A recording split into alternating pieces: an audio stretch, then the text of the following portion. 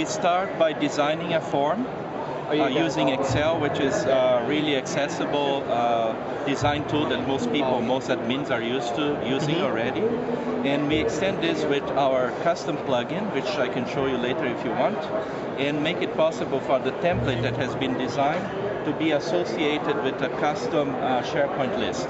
Okay. Once you have the template connected to a SharePoint list, from any place where I can access this list in SharePoint, I can command the printing of hard copy. So I end up with forms printed on paper like this.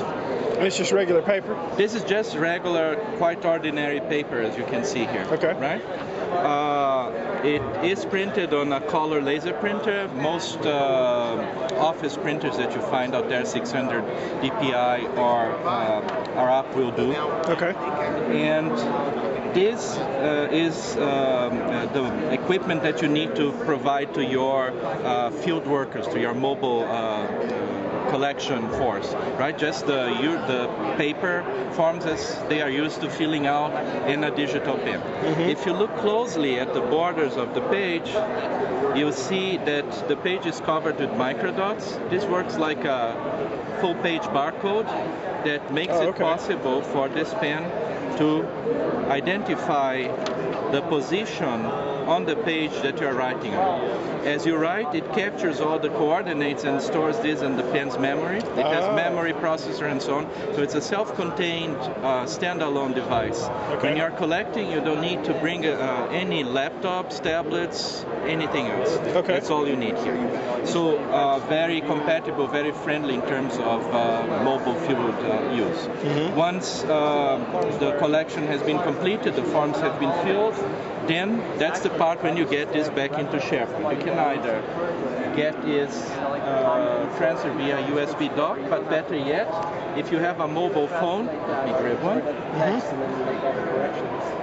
If you have a BlackBerry, for example, that is paired up with your pen, you can use the Bluetooth capability of the pen to transfer the data to the mobile phone, and the mobile phone then will upload to the SharePoint location.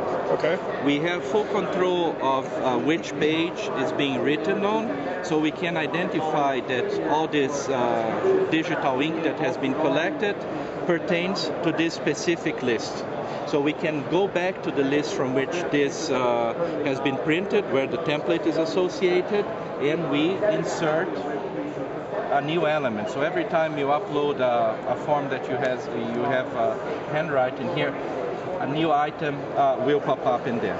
So it takes the handwriting and then converts to text. Converts to text and puts it in the different fields. That's right. So as you can see, every field here in the form, like defendant's name, PACS, DM, DKT, and so on, have been mapped to columns in the form. And now, of course, this is a standard SharePoint, right? You can do with this data whatever it is that you're used to doing with SharePoint. And let me show you one more thing here, which is our Silverlight control. So once you click on the item, did I click? My mouse is... Come on. There you go, finally. Okay, so there's the Silverlight control. This is going to show the form in a way that you can review it. So if you want to make changes to these fields, you can. And as you can see, all the transcribed information has been presented.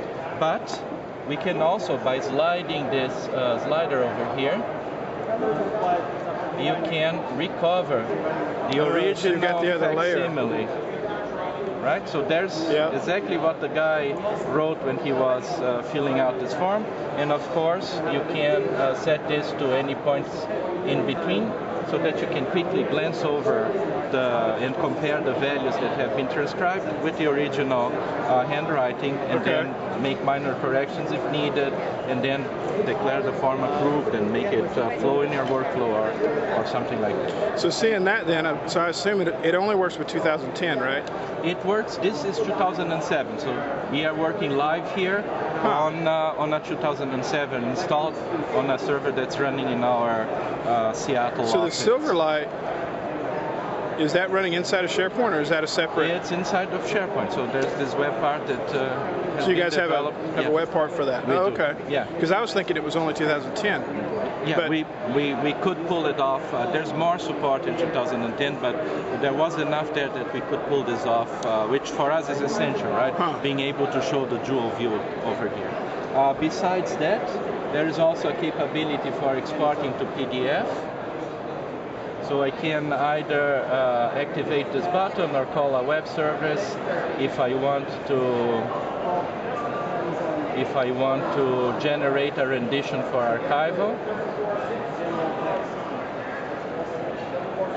And this is going then to be open in whatever viewer you have registered. We have a reader here for this specific purpose.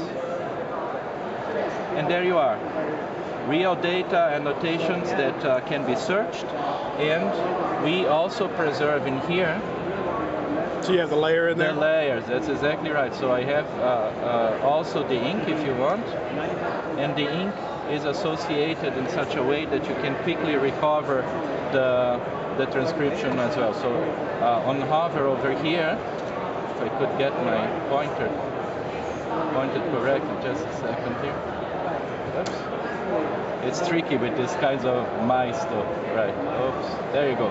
So there's the transcription, right? And we keep full metadata, so we can identify who the author was for these strokes, when that was inserted, and so on. Okay. So very rich metadata. Everything that you see is available as web services, as an API to explore this blob, so that you can extract the ink, you can extract very fine-grained timing information, and so on. If you have additional applications, want to integrate this on your business workflows or other applications like that. Okay. Okay. So that's the